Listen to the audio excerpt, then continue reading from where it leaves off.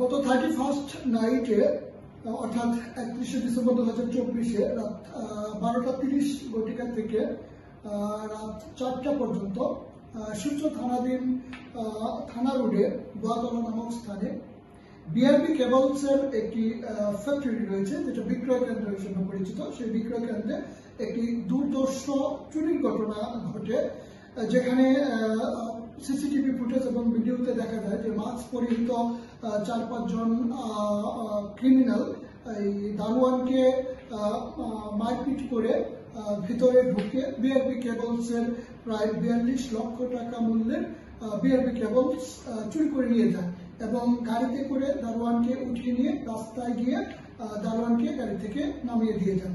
তো উক্ত ঘটনা একটি অত্যন্ত দুর্ধর্ষ এবং চাঞ্চল্যকর চুরি হওয়ায় শুরু থেকে আমরা অত্যন্ত গুরুত্বের সাথে মামলাটি তদন্ত করি এবং এক পর্যায়ে সিসিটিভি ফুটেজ এবং তথ্য ও প্রযুক্তির সহায়তায় গতকাল 1 নম্বর আসামি, মামলার আসামি রিপন খান জাফর, পিতা ইউনুস খান, তার বাড়ি হচ্ছে হরিদ্রাবাড়িয়া বরগুনা, তাকে গ্রেপ্তার করা হয় এবং তাকে জিজ্ঞাসাবাদে এই মামলার সমস্ত ক্লু বেরিয়ে আসে এবং সেই আসামি রিপন খান জাফর বিজ্ঞ আদালতে এই মামলায় জড়িত থাকার সপক্ষে সে দোষ স্বীকার করে এবং 164 ধারা মোতাবেক বিজ্ঞ আদালতে তার স্বীকারোক্তি আদায় করেন এবং এই আসামি রিপন খান জাফরকে জিজ্ঞাসাবাদে তার সাথে জড়িত অন্যান্য আরো 4 জন আসামির নাম পাওয়া যায়। তারা হচ্ছে লিমন ফরাজি, রাজীব এলাইস রাজু, আকাশ প্রধান এবং বশির।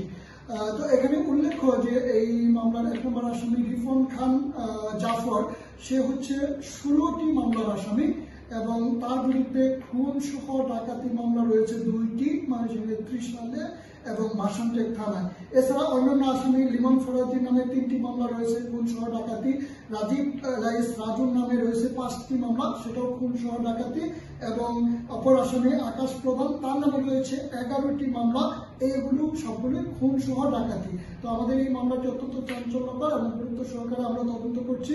1 নম্বর আসামিকে গ্রেপ্তার পূর্বক বিজ্ঞ আদালতে সুপর্দ করা হয়েছে। বাকি আসামি গ্রেপ্তারে আমাদের তদন্ত প্রক্রিয়া অব্যাহত রয়েছে এবং মালামাল উদ্ধারে আমাদের অভিযান চলমান রয়েছে।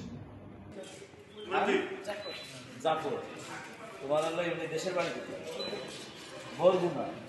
আচ্ছা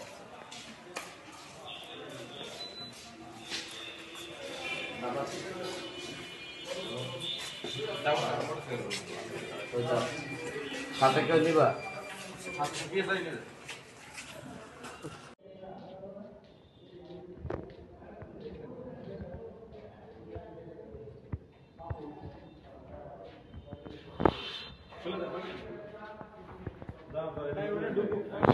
ওটা ঢুকুক